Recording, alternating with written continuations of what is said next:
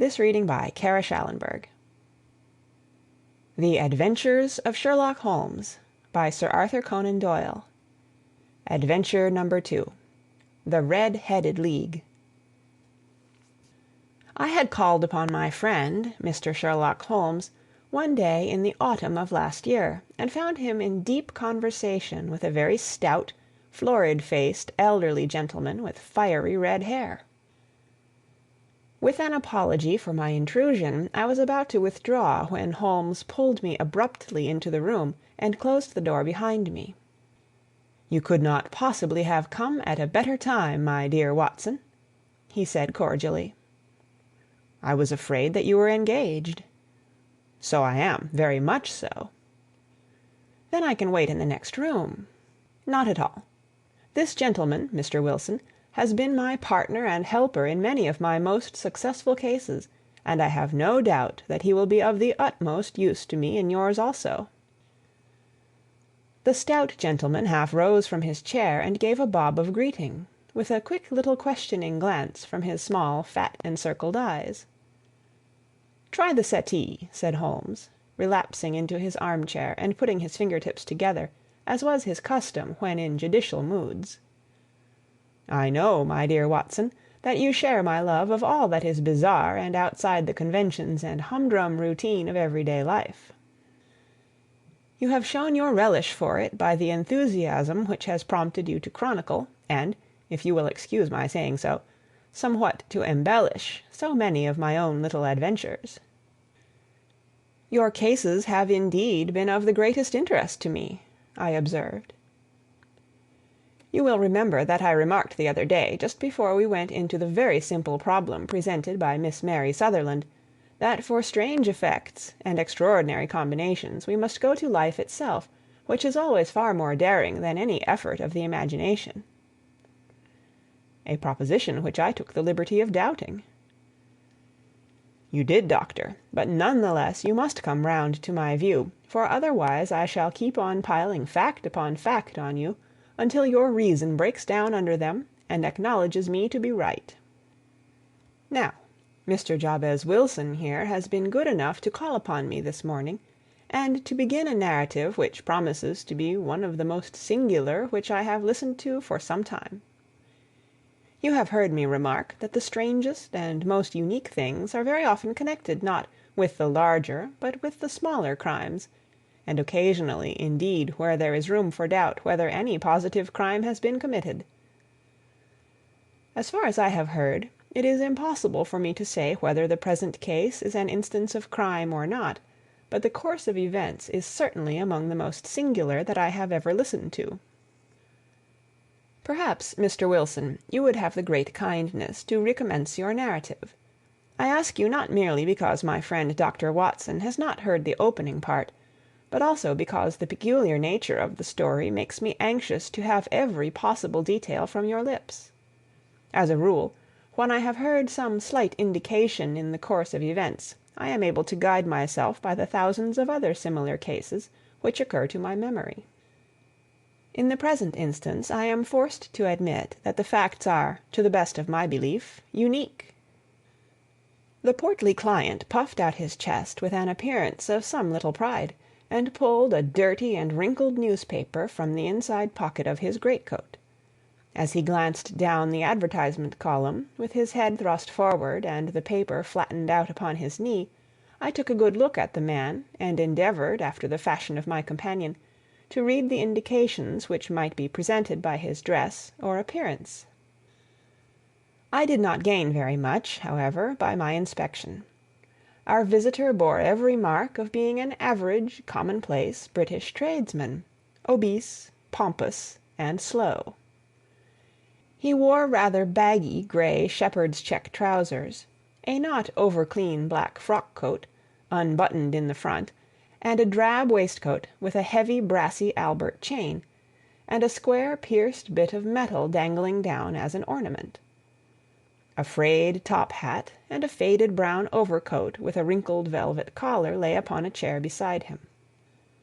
Altogether, look as I would, there was nothing remarkable about the man save his blazing red head, and the expression of extreme chagrin, and discontent upon his features. Sherlock Holmes's quick eye took in my occupation, and he shook his head with a smile as he noticed my questioning glances.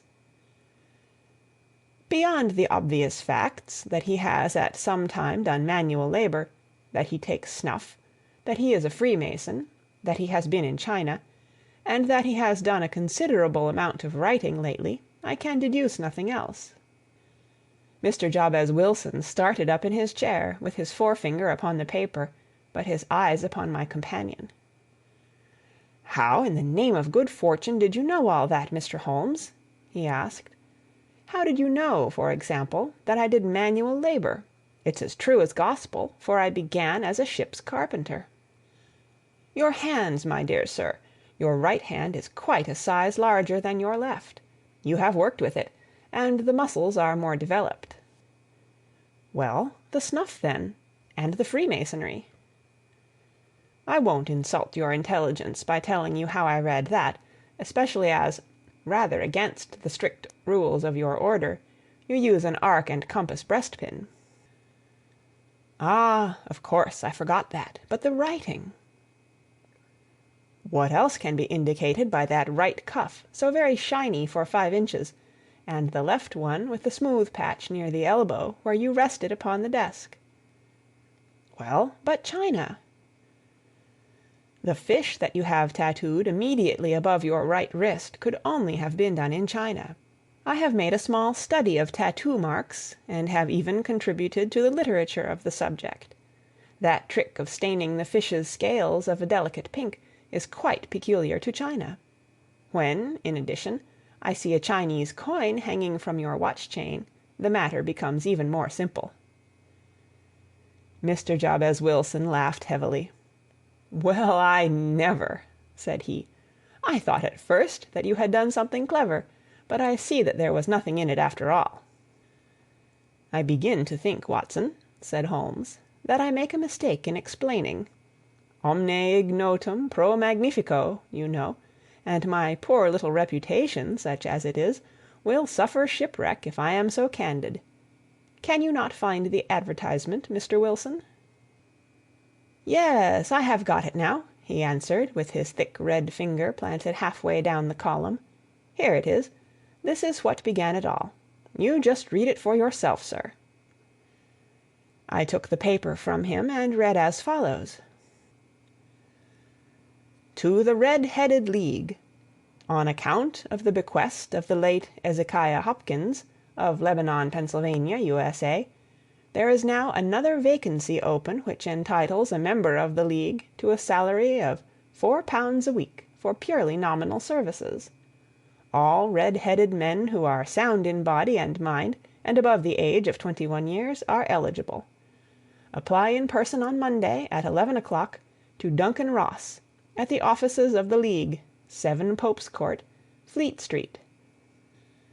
"What on earth does this mean?" I ejaculated after I had twice read over the extraordinary announcement. Holmes chuckled and wriggled in his chair, as was his habit when in high spirits. "It is a little off the beaten track, isn't it?" said he. "And now, Mr. Wilson, off you go at scratch and tell us all about yourself, your household, and the effect which this advertisement had upon your fortunes. You will first make a note, Doctor, of the paper and the date." "It is the Morning Chronicle of April 27th, 1890, just 2 months ago." "Very good. Now, Mr. Wilson." "Well, it is just as I have been telling you, Mr. Sherlock Holmes," said Jabez Wilson, mopping his forehead. "I have a small pawnbroker's business at Coburg Square, near the city. It's not a very large affair, and of late years it has not done more than just give me a living. I used to be able to keep 2 assistants, but now I only keep 1, and I would have a job to pay him but that he is willing to come for half wages, so as to learn the business." "What is the name of this obliging youth?" asked Sherlock Holmes. "His name is Vincent Spaulding, and he's not such a youth either. It's hard to say his age. I should not wish a smarter assistant, Mr. Holmes, and I know very well that he could better himself and earn twice what I am able to give him. But, after all, if he is satisfied, why should I put ideas in his head?" "Why, indeed? You seem most fortunate in having an employee who comes under the full market price. It is not a common experience among employers in this age. I don't know that your assistant is not as remarkable as your advertisement." "Oh, he has his faults, too," said Mr. Wilson. "Never was such a fellow for photography, snapping away with a camera when he ought to be improving his mind, and then diving down into the cellar like a rabbit into its hole to develop his pictures. That is his main fault, but on the whole he's a good worker. There's no vice in him." "He is still with you, I presume?" "Yes, sir. He and a girl of 14 who does a bit of simple cooking and keeps the place clean. That's all I have in the house, for I am a widower, and never had any family. We live very quietly, sir, the three of us, and we keep a roof over our heads and pay our debts, if we do nothing more." The first thing that put us out was that advertisement. Spaulding, he came down into the office just this day 8 weeks, with this very paper in his hand, and he says, "I wish to the Lord, Mr. Wilson, that I was a red-headed man." "Why's that?" I asks. "Why," says he, "here's another vacancy on the League of the Red-Headed Men. It's worth quite a little fortune to any man who gets it, and I understand that there are more vacancies than there are men, so that the trustees are at their wits' end what to do with the money. If my hair would only change color, here's a nice little crib all ready for me to step into."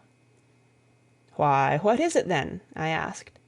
You see, Mr. Holmes, I am a very stay-at-home man, and as my business came to me instead of my having to go to it, I was often 3 weeks on end without putting my foot over the doormat. In that way I didn't know much of what was going on outside, and I was always glad of a bit of news."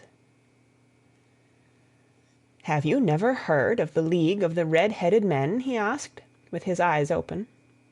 "Never."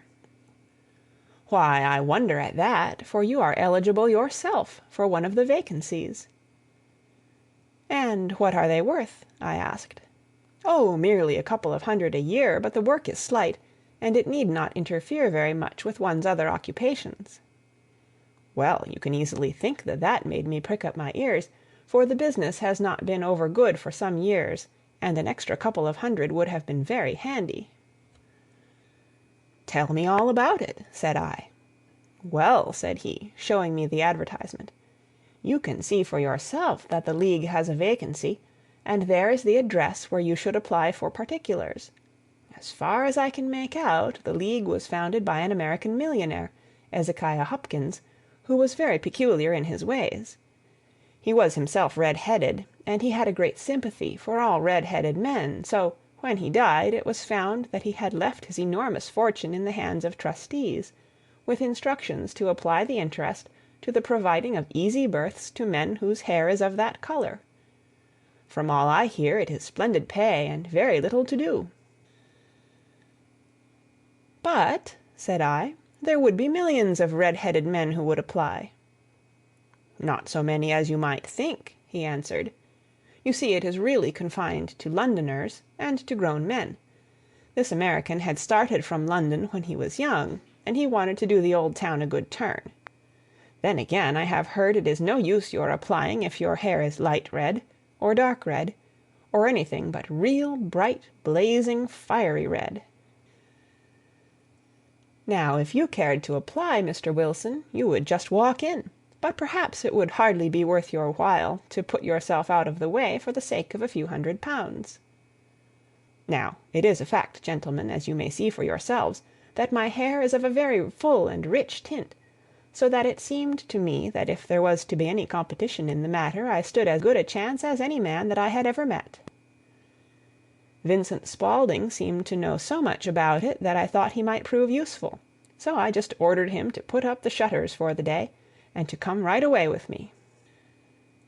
He was very willing to have a holiday, so we shut the business up and started off for the address that was given us in the advertisement. I never hope to see such a sight as that again, Mr. Holmes. From north, south, east, and west, Every man who had a shade of red in his hair had tramped into the city to answer the advertisement. Fleet Street was choked with red-headed folk, and Pope's Court looked like a coster's orange barrow. I should not have thought there were so many in the whole country as were brought together by that single advertisement. Every shade of colour they were: straw, lemon, orange, brick, Irish setter, liver, clay. But, as Spaulding said, there were not many who had the real vivid flame-coloured tint. When I saw how many were waiting, I would have given it up in despair, but Spaulding would not hear of it. How he did it I could not imagine, but he pushed and pulled and butted until he got me through the crowd and right up to the steps which led to the office. There was a double stream upon the stair, some going up in hope and some coming back dejected, but we wedged in as well as we could, and soon found ourselves in the office. "Your experience has been a most entertaining one," remarked Holmes, as his client paused and refreshed his memory with a huge pinch of snuff. "Pray continue your very interesting statement." There was nothing in the office but a couple of wooden chairs and a deal table, behind which sat a small man with a head that was even redder than mine. He said a few words to each candidate as he came up, and then he always managed to find some fault in them which would disqualify them. Getting a vacancy did not seem to be such a very easy matter after all. However, when our turn came, the little man was much more favourable to me than to any of the others, and he closed the door as we entered, so that he might have a private word with us. "This is Mr. Jabez Wilson," said my assistant, "and he is willing to fill a vacancy in the League." "And he is admirably suited for it," the other answered. "He has every requirement. I cannot recall when I have seen anything so fine." He took a step backward, cocked his head on one side, and gazed at my hair until I felt quite bashful. Then suddenly he plunged forward, wrung my hand, and congratulated me warmly on my success. "It would be injustice to hesitate," said he. "You will, however, I am sure, excuse me for taking an obvious precaution." With that he seized my hair in both his hands and tugged until I yelled with the pain. "There is water in your eyes," said he as he released me. "I perceive that all is as it should be, but we have to be careful, for we have twice been deceived by wigs and once by paint. I could tell you tales of cobbler's wax which would disgust you with human nature." He stepped over to the window and shouted through it at the top of his voice that the vacancy was filled. A groan of disappointment came up from below, and the folk all trooped away in different directions, until there was not a red head to be seen except my own, and that of the manager. "My name," said he, "is Mr. Duncan Ross, and I am myself one of the pensioners upon the fund left by our noble benefactor. Are you a married man, Mr. Wilson? Have you a family?" I answered that I had not. His face fell immediately. "Dear me," he said gravely, "that is very serious indeed. I am sorry to hear you say that. The fund was, of course, for the propagation and spread of the redheads as well as for their maintenance. It is exceedingly unfortunate that you should be a bachelor." My face lengthened at this, Mr. Holmes, for I thought that I was not to have the vacancy after all, but after thinking it over for a few minutes he said that it would be all right. "In the case of another," said he, "the objection might be fatal, but we must stretch a point in favor of a man with such a head of hair as yours. When shall you be able to enter upon your new duties?" "Well, it is a little awkward, for I have a business already," said I. "Oh, never mind about that, Mr. Wilson," said Vincent Spaulding. "I should be able to look after that for you." "What would be the hours?" I asked. 10 to 2. Now, a pawnbroker's business is mostly done of an evening, Mr. Holmes, especially Thursday and Friday evening, which is just before payday, so it would suit me very well to earn a little in the mornings. Besides, I knew that my assistant was a good man, and that he would see to anything that turned up. "That would suit me very well," said I. "And the pay?" "Is £4 a week." "And the work?" "Is purely nominal." "What do you call purely nominal?" "Well, you have to be in the office, or at least in the building, the whole time. If you leave, you forfeit your whole position forever. The will is very clear upon that point. You don't comply with the conditions if you budge from the office during that time." "It's only 4 hours a day, and I should not think of leaving," said I. "No excuse will avail," said Mr. Duncan Ross. "Neither sickness, nor business, nor anything else. There you must stay, or you lose your billet." "And the work?" "Is to copy out the Encyclopaedia Britannica. There is the first volume of it in that press. You must find your own ink, pens, and blotting paper, but we provide this table and chair. Will you be ready tomorrow?" "Certainly," I answered. "Then good-bye, Mr. Jabez Wilson, and let me congratulate you once more on the important position which you have been fortunate enough to gain." He bowed me out of the room, and I went home with my assistant, hardly knowing what to say or do, I was so pleased at my own good fortune. Well, I thought over the matter all day, and by evening I was in low spirits again, for I had quite persuaded myself that the whole affair must be some great hoax or fraud, though what its object might be I could not imagine. It seemed altogether past belief that anyone could make such a will, or that they would pay such a sum for doing anything so simple as copying out the Encyclopaedia Britannica. Vincent Spaulding did what he could to cheer me up, but by bedtime I had reasoned myself out of the whole thing. However, in the morning I determined to have a look at it anyhow, so I bought a penny bottle of ink, and with a quill pen and 7 sheets of foolscap paper I started off for Pope's Court. Well, to my surprise and delight, everything was as right as possible. The table was set out ready for me, and Mr. Duncan Ross was there to see that I got fairly to work. He started me off upon the letter A, and then he left me, but he would drop in from time to time to see that all was right with me. At 2 o'clock he bade me good day, complimented me upon the amount that I had written, and locked the door of the office after me. This went on day after day, Mr. Holmes, and on Saturday the manager came in and planked down 4 golden sovereigns for my week's work. It was the same next week, and the same the week after. Every morning I was there at 10, and every afternoon I left at 2.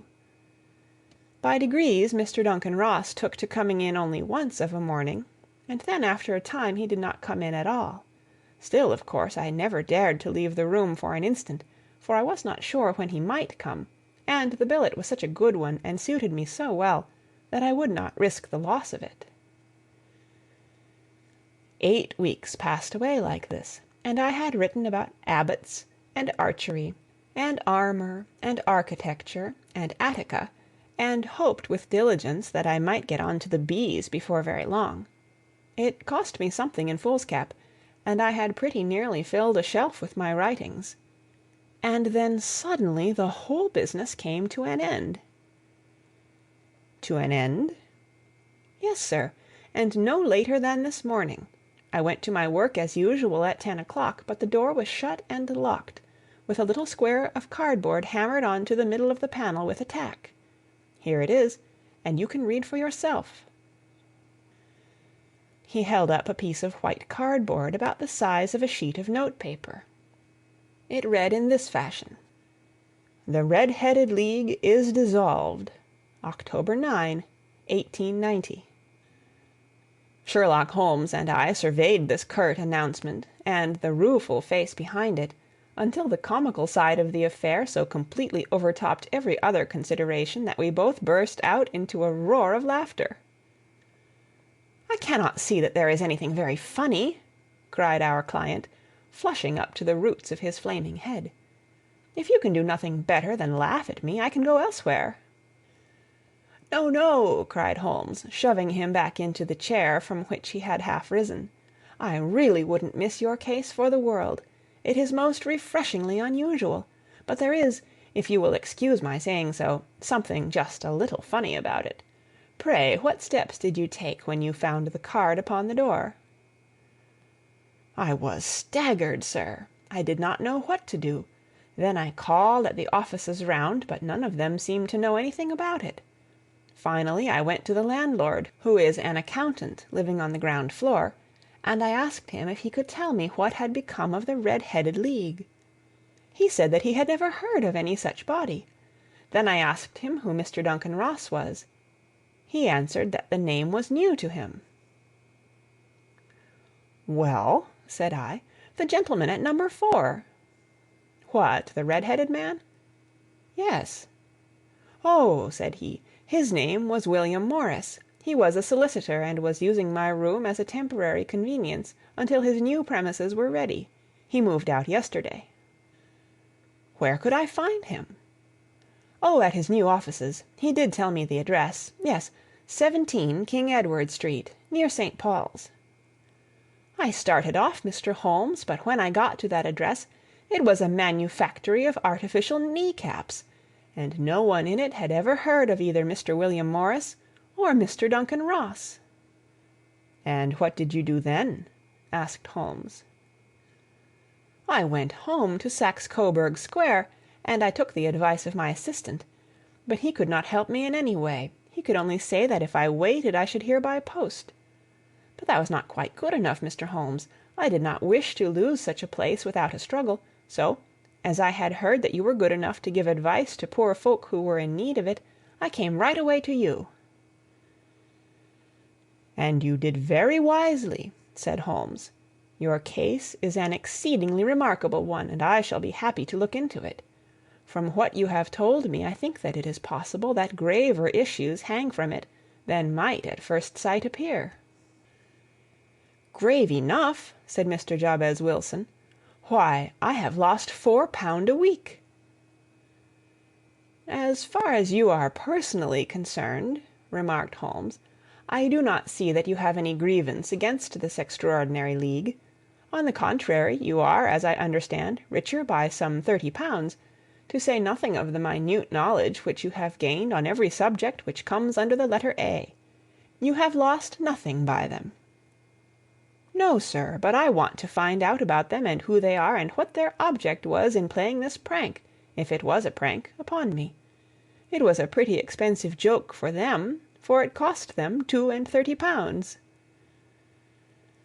"We shall endeavor to clear up these points for you. And first, one or two questions, Mr. Wilson.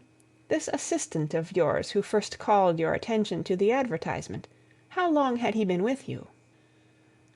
"About a month, then." "How did he come?" "In answer to an advertisement." "Was he the only applicant?" "No, I had a dozen." "Why did you pick him?" "Because he was handy and would come cheap." "At half wages, in fact?"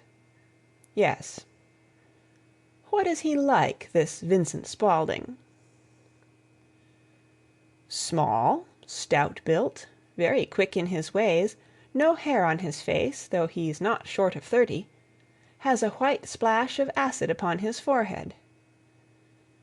Holmes sat up in his chair in considerable excitement. "I thought as much," said he. "Have you ever observed that his ears are pierced for earrings?" "Yes, sir. He told me that a gypsy had done it for him when he was a lad." "Hum," said Holmes, sinking back in deep thought. "He is still with you?" "Oh, yes, sir. I have only just left him." "And has your business been attended to in your absence?" "Nothing to complain of, sir. There's never very much to do of a morning." "That will do, Mr. Wilson. I shall be happy to give you an opinion upon the subject in the course of a day or two. To-day is Saturday, and I hope that by Monday we may come to a conclusion." "Well, Watson," said Holmes, when our visitor had left us, "what do you make of it all?" "I make nothing of it," I answered frankly. "It is a most mysterious business." "As a rule," said Holmes, "the more bizarre a thing is, the less mysterious it proves to be. It is your commonplace, featureless crimes which are really puzzling, just as a commonplace face is the most difficult to identify. But I must be prompt over this matter." "What are you going to do, then?" I asked. "To smoke," he answered. "It is quite a three-pipe problem, and I beg that you won't speak to me for 50 minutes." He curled himself up in his chair, with his thin knees drawn up to his hawk-like nose, and there he sat with his eyes closed, and his black clay pipe thrusting out like the bill of some strange bird. I had come to the conclusion that he had dropped asleep, and indeed was nodding myself, when he suddenly sprang out of his chair with the gesture of a man who has made up his mind, and put his pipe down upon the mantelpiece. "Sarasate plays at the St. James Hall this afternoon," he remarked. "What do you think, Watson? Could your patients spare you for a few hours?" "I have nothing to do to-day. My practice is never very absorbing." "Then put on your hat and come. I am going through the city first, and we can have some lunch on the way. I observe that there is a good deal of German music on the programme, which is rather more to my taste than Italian or French. It is introspective, and I want to introspect. Come along." We travelled by the Underground as far as Aldersgate, and a short walk took us to Saxe Coburg Square, the scene of the singular story which we had listened to in the morning. It was a poky little shabby-genteel place, where 4 lines of dingy 2-storied brick houses looked out into a small, railed-in enclosure, where a lawn of weedy grass and a few clumps of faded laurel bushes made a hard fight against a smoke-laden and uncongenial atmosphere. 3 gilt balls and a brown board with "Jabez Wilson" in white letters upon a corner house announced the place where our red-headed client carried on his business. Sherlock Holmes stepped in front of it with his head on one side, and looked it all over, with his eyes shining brightly between puckered lids. Then he walked slowly up the street, and then down again to the corner, still looking keenly at the houses. Finally he returned to the pawnbroker's, and, having thumped vigorously upon the pavement with his stick 2 or 3 times, he went up to the door and knocked. It was instantly opened by a bright-looking, clean-shaven young fellow, who asked him to step in. "Thank you," said Holmes. "I only wished to ask you how you would go from here to the Strand." "Third right, fourth left," answered the assistant promptly, closing the door. "Smart fellow, that," observed Holmes as we walked away. "He is, in my judgment, the 4th smartest man in London, and for daring I am not sure that he has not a claim to be 3rd. I have known something of him before."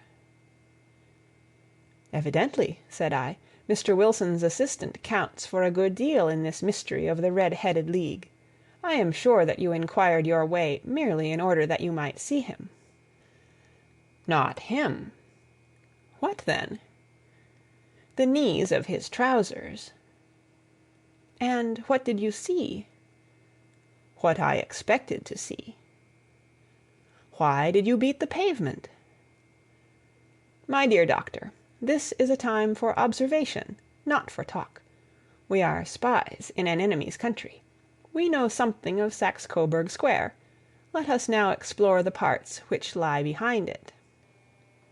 The road in which we found ourselves as we turned round the corner from the retired Saxe Coburg Square presented as great a contrast to it as the front of a picture does to the back. It was one of the main arteries which conveyed the traffic of the city to the north and west. The roadway was blocked with the immense stream of commerce flowing in a double tide inward and outward, while the footpaths were black with the hurrying swarm of pedestrians. It was difficult to realize, as we looked at the line of fine shops and stately business premises, that they really abutted on the other side upon the faded and stagnant square which we had just quitted. "Let me see," said Holmes, standing at the corner and glancing along the line. "I should like just to remember the order of the houses here, It is a hobby of mine to have an exact knowledge of London. There is Mortimer's, the tobacconist, the little newspaper shop, the Coburg branch of the City and Suburban Bank, the vegetarian restaurant, and McFarland's carriage-building depot. That carries us right on to the other block. And now, Doctor, we've done our work, so it's time we had some play. A sandwich and a cup of coffee, and then off to violin land, where all is sweetness and delicacy and harmony, and there are no red-headed clients to vex us with their conundrums. My friend was an enthusiastic musician, being himself not only a very capable performer, but a composer of no ordinary merit. All the afternoon he sat in the stalls, wrapped in the most perfect happiness, gently waving his long, thin fingers in time to the music, while his gently smiling face and his languid, dreamy eyes were as unlike those of Holmes the sleuth-hound, Holmes the relentless, keen-witted, ready-handed criminal agent, as it was possible to conceive. In his singular character the dual nature alternately asserted itself, and his extreme exactness and astuteness represented, as I have often thought, the reaction against the poetic and contemplative mood which occasionally predominated in him. The swing of his nature took him from extreme languor to devouring energy, and, as I knew well, he was never so truly formidable as when, for days on end, he had been lounging in his armchair amid his improvisations and his black-letter editions. Then it was that the lust of the chase would suddenly come upon him, and that his brilliant reasoning power would rise to the level of intuition, until those who were unacquainted with his methods would look askance at him as on a man whose knowledge was not that of other mortals. When I saw him that afternoon so enwrapped in the music at St. James's Hall, I felt that an evil time might be coming upon those whom he had set himself to hunt down. "You want to go home, no doubt, Doctor," he remarked, as we emerged. "Yes, it would be as well." "And I have some business to do which will take some hours. This business at Coburg Square is serious." "Why serious?" "A considerable crime is in contemplation. I have every reason to believe that we shall be in time to stop it. But to-day being Saturday rather complicates matters. I shall want your help tonight." "At what time?" 10 will be early enough." "I shall be at Baker Street at 10." "Very well. And I say, Doctor, there may be some little danger, so kindly put your army revolver in your pocket." He waved his hand, turned on his heel, and disappeared in an instant among the crowd. I trust that I am not more dense than my neighbors, but I was always oppressed with a sense of my own stupidity in my dealings with Sherlock Holmes. Here I had heard what he had heard, I had seen what he had seen, and yet from his words it was evident that he saw clearly not only what had happened, but what was about to happen, while to me the whole business was still confused and grotesque. As I drove home to my house in Kensington, I thought over it all, from the extraordinary story of the red-headed copier of the Encyclopedia, down to the visit at Saxe-Coburg Square, and the ominous words with which he had parted from me. What was this nocturnal expedition, and why should I go armed? Where were we going, and what were we to do? I had the hint from Holmes that this smooth-faced pawnbroker's assistant was a formidable man, a man who might play a deep game. I tried to puzzle it out, but gave up in despair, and set the matter aside until night should bring an explanation. It was 9:15 when I started from home and made my way across the park, and so through Oxford Street to Baker Street. 2 hansoms were standing at the door, and as I entered the passage I heard the sound of voices from above.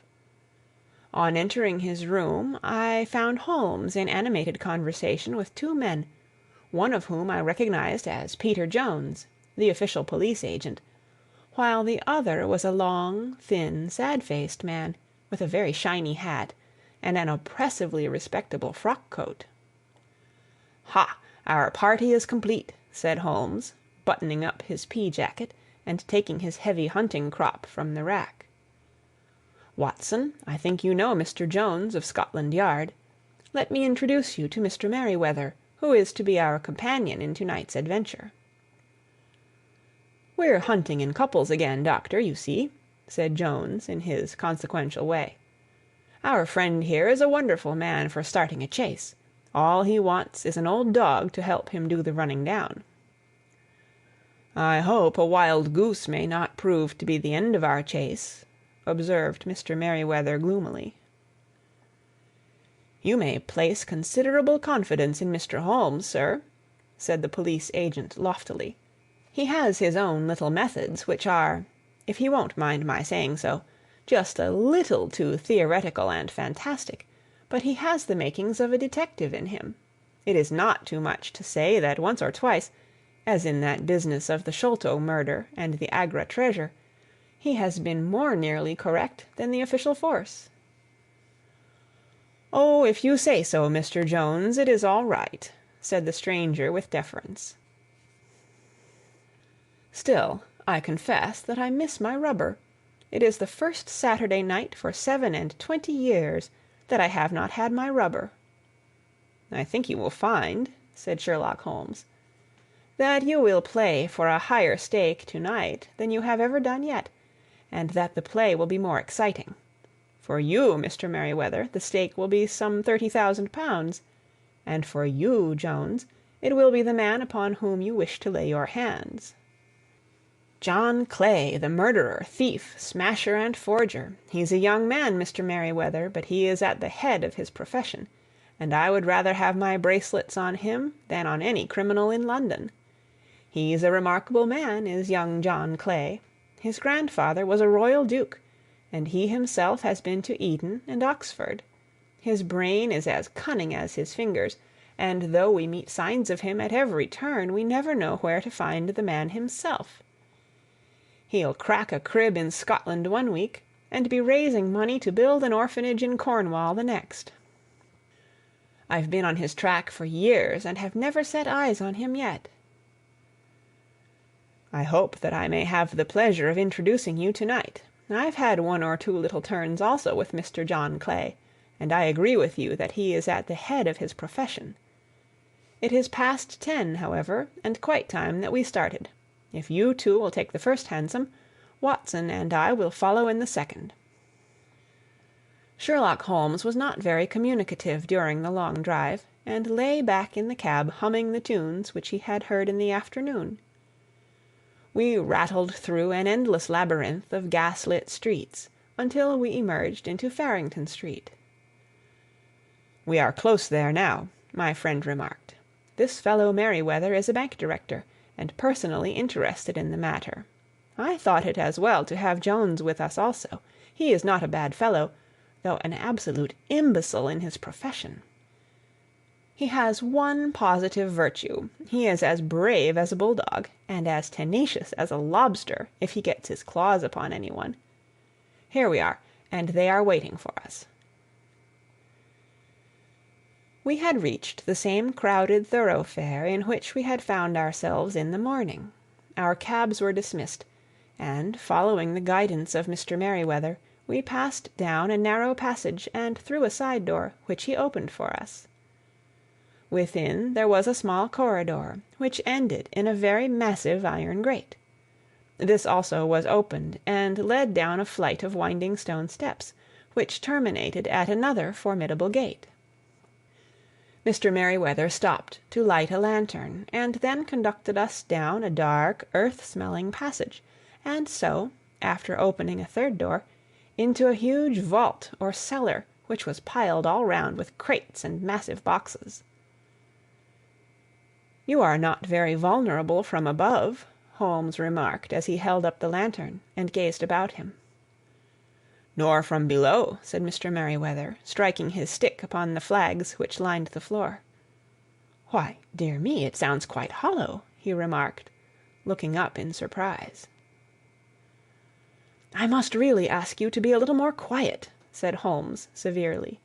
"You have already imperilled the whole success of our expedition. Might I beg that you would have the goodness to sit down upon one of those boxes, and not to interfere?" The solemn Mr. Merryweather perched himself upon a crate, with a very injured expression upon his face, while Holmes fell upon his knees upon the floor, and, with the lantern and a magnifying lens, began to examine minutely the cracks between the stones. A few seconds sufficed to satisfy him, for he sprang to his feet again and put his glass in his pocket. "We have at least an hour before us," he remarked, "for they can hardly take any steps until the good pawnbroker is safely in bed. Then they will not lose a minute, for the sooner they do their work the longer time they will have for their escape. We are at present, Doctor, as no doubt you have divined, in the cellar of the City branch of one of the principal London banks. Mr. Merryweather is the chairman of directors, and he will explain to you that there are reasons why the more daring criminals of London should take a considerable interest in this cellar at present." "It is our French gold," whispered the director. "We have had several warnings that an attempt might be made upon it." "Your French gold?" "Yes. We had occasion some months ago to strengthen our resources, and borrowed for that purpose 30,000 Napoleons from the Bank of France. It has become known that we have never had an occasion to unpack the money, and that it is still lying in our cellar. The crate upon which I sit contains 2,000 Napoleons packed between layers of lead foil.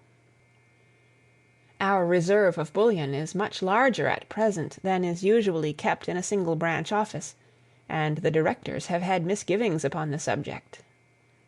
"Which were very well justified," observed Holmes. "And now it is time that we arranged our little plans. I expect that within an hour matters will come to a head. In the meantime, Mr. Merryweather, we must put the screen over that dark lantern."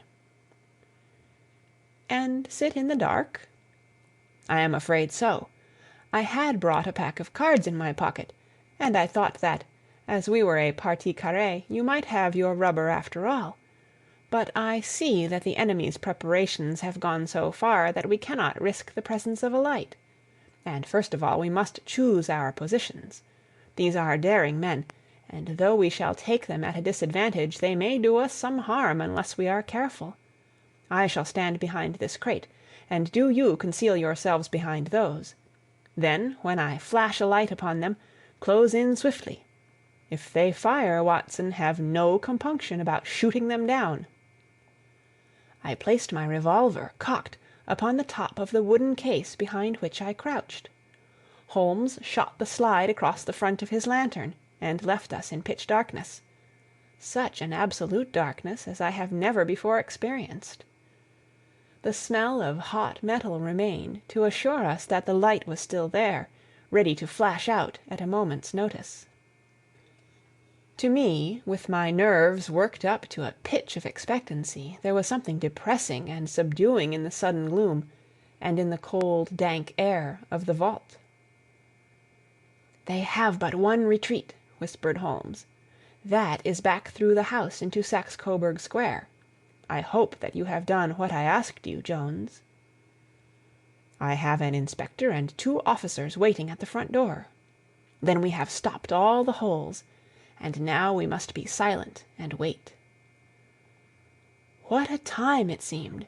From comparing notes afterwards, it was but an hour and a quarter, yet it appeared to me that the night must have almost gone, and the dawn be breaking above us. My limbs were weary and stiff, for I feared to change my position, yet my nerves were worked up to the highest pitch of tension, and my hearing was so acute that I could not only hear the gentle breathing of my companions, but I could distinguish the deeper, heavier in-breath of the bulky Jones from the thin, sighing note of the bank director. From my position I could look over the case in the direction of the floor. Suddenly my eyes caught the glint of a light. At first it was but a lurid spark upon the stone pavement. Then it lengthened out until it became a yellow line, and then, without any warning or sound, a gash seemed to open, and a hand appeared, a white, almost womanly hand, which felt about in the center of the little area of light.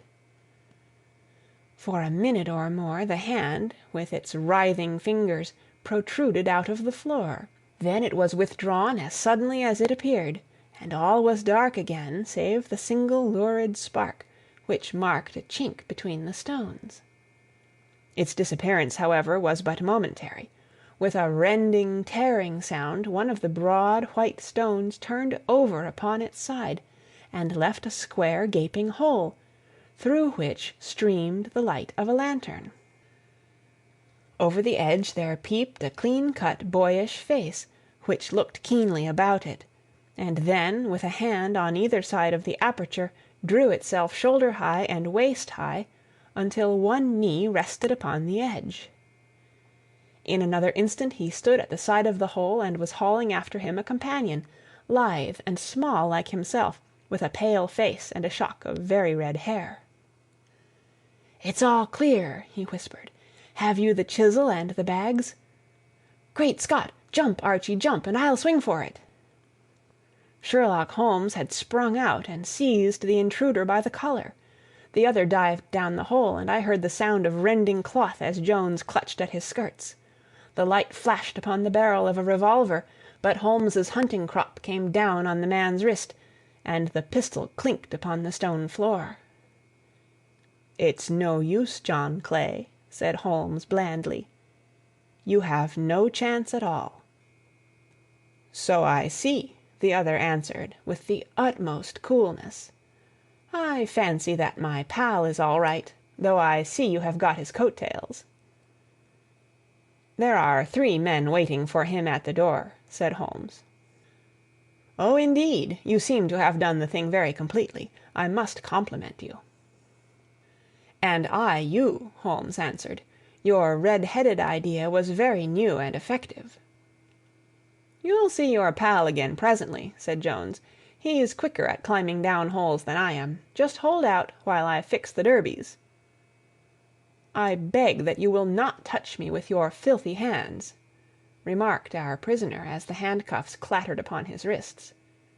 "You may not be aware that I have royal blood in my veins. Have the goodness also, when you address me, always to say 'sir' and 'please.'" "All right," said Jones, with a stare and a snigger. "Well, would you please, sir, march upstairs, where we can get a cab to carry your highness to the police station?" "That is better," said John Clay serenely. He made a sweeping bow to the 3 of us, and walked quietly off in the custody of the detective. "Really, Mr. Holmes," said Mr. Merryweather, as we followed them from the cellar, "I do not know how the bank can thank you or repay you. There is no doubt that you have detected and defeated, in the most complete manner, one of the most determined attempts at bank robbery that have ever come within my experience." "I have had 1 or 2 little scores of my own to settle with Mr. John Clay," said Holmes. "I have been at some small expense over this matter, which I shall expect the bank to refund, but beyond that I am amply repaid by having had an experience which is in many ways unique, and by hearing the very remarkable narrative of the Red-Headed League. You see, Watson," he explained in the early hours of the morning as we sat over a glass of whiskey and soda in Baker Street, "it was perfectly obvious from the first that the only possible object of this rather fantastic business for the advertisement of the League and the copying of the encyclopedia must be to get this not over-bright pawnbroker out of the way for a number of hours every day. It was a curious way of managing it, but really it would be difficult to suggest a better. The method was no doubt suggested to Clay's ingenious mind by the color of his accomplice's hair.